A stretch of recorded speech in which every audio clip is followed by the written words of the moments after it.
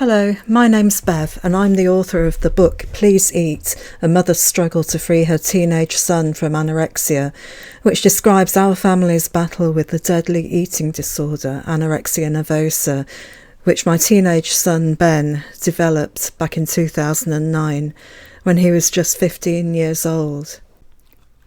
The post I'm about to read from the eating disorder blog, which I wrote in 2011, talks about another blog which I used to write for a regional newspaper at the time, but which I ended up having to give up when the pressures of my son's eating disorder took over my life. It talks about the time at the beginning of 2010 when my son was rushed down to the A&E departments with a very low pulse rate of just 29 beats a minute. It was when we were still on the CAMS waiting list, and over the last few months Ben's eating disorder had got worse and worse and worse. He got thinner and thinner and thinner, and everything had gone downhill at a rapid rate, yet we were still on the waiting list for treatment. It's actually been quite difficult to read this post now in 2023, finding it a bit triggering, to be honest. It takes me back to that time, and I feel the anger, two things going on here. Anger at the fact that no one seemed to think that Ben's eating disorder was a serious problem, from the GP through to whoever it was who was rolling out the waiting list for CAMS. And meanwhile, Ben was getting seriously ill. And I feel an anger at that, the fact that people just weren't taking the action they should have been taking. And to be honest, there is a chance that I'm not exaggerating to say that this could have killed my son, because bradycardia is the name for an abnormally low pulse rate, and 29 beats per minute is dangerously low in anyone's estimation. And the terrible tragic fact is that, unlike other mental health conditions, people with eating disorders can have organ failure. Eating disorders are the most deadly of all mental health conditions. More people die from complications of an eating disorder than any other mental health condition. And this brings me round to the second reason why I still feel anger, and that is because the medical staff who were dealing with Ben on the cardiac ward at one of the big teaching hospitals in Yorkshire didn't seem to make the link between eating disorders and the abnormally low pulse rate that Ben was presenting with.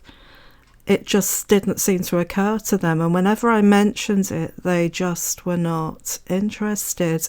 And that included the consultant, who said to me that he believed the reason Ben's pulse rate was so low was because Ben was an athlete, because Ben did lots and lots of sport, and athletes' hearts can have a slow pulse rate. But the fact was, yes, Ben did lots and lots of sport. He was addicted to exercise. It was the main purge, the way that he purged calories out of his body and making him lose weight at an even faster rate than he would have done if he hadn't been purging through exercise. The consultant did not make the link between an eating disorder and a low pulse rate. in other words, bradycardia.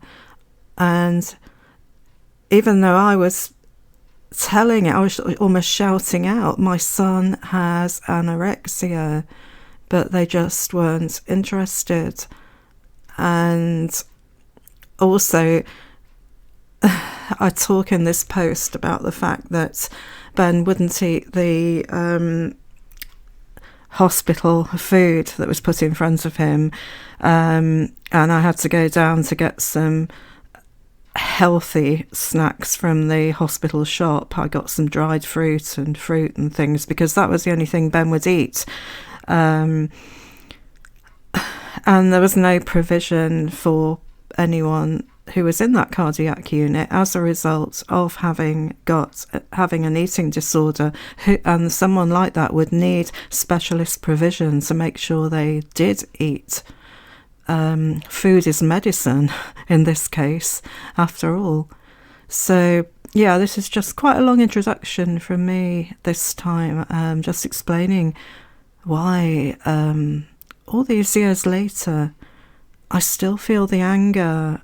I really, really feel the anger. So yeah, just thought I'd say that. Anyway, let's crack on with this post, which comes from the 15th of September 2011. It's called Living a Double Life, and it's all about the fact that while I was writing that post for the blog, for the regional newspaper, I was almost pretending, I was pretending that everything was quite fun and happy and wonderful in my life. Okay, I had a teenager, but the angst of having a teenager, it's, you know what teenagers are like and all that. I was faking it, really, pretending that everything was okay and keeping everything light-hearted and upbeat. So anyway, here's my blog post from 2011 that leads to the newspaper post, which I also read. For the first half year or so of living with the anorexia, I lived a double life. Here at home, and with a few people in the know, I was living a nightmarish life as the mum of a teenage boy rapidly descending into anorexia and all the frightening behaviours and medical problems that come with it. To everyone else, I was simply the mum of a teenage boy who is going through the typical teenage phase, you know, what teenagers are like, and all that sort of thing. Back then, I used to write a regular blog for a regional newspaper, so to my readers too, I was this other person, going through the trials and tribulations of bringing up a teenager with a dash of good humour thrown into the mix. The nearest I got to the distressing reality of what was actually going on was a blog post I wrote for the newspaper after Ben had been rushed into hospital with heart problems in January 2010, exacerbated by the rapid weight loss and lack of nutrition.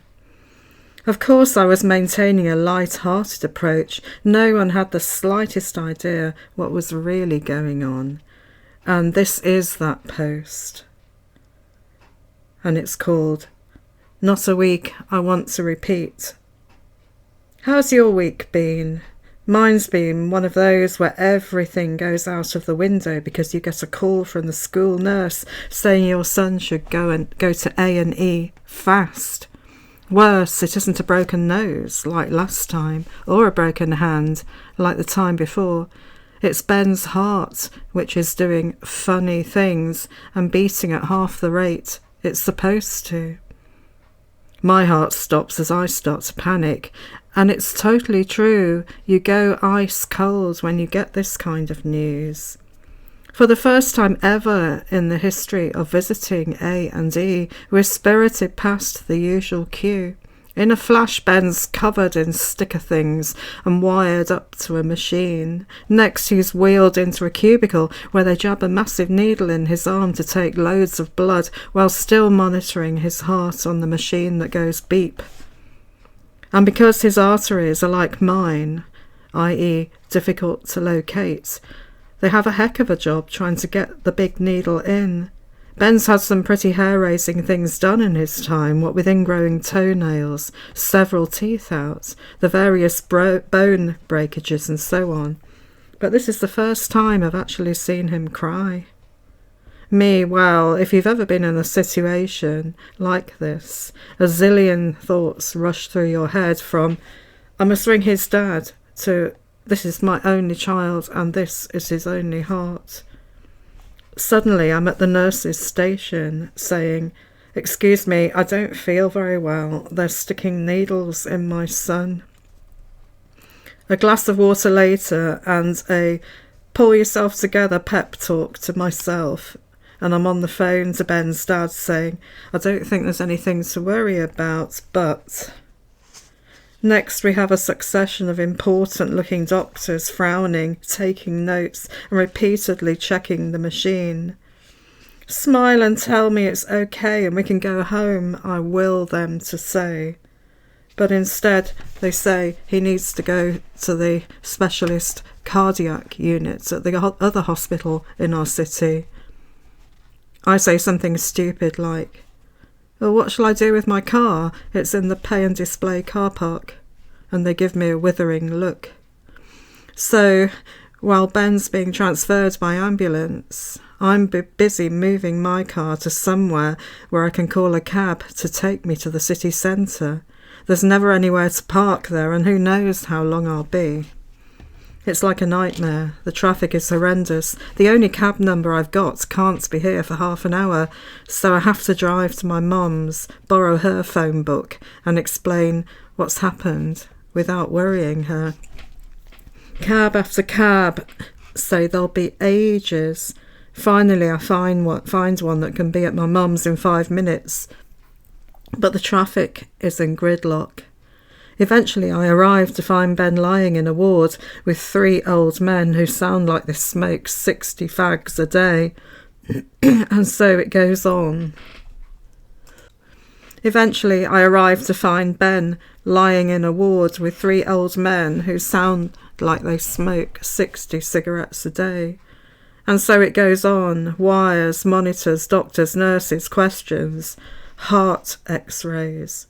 Me analysing the staff's body language for clues as they're predictably non-committal with what they say. Oddly, Ben seems to be pretty okay, apart from the massive needle in his arm and the constant beeping of the machine.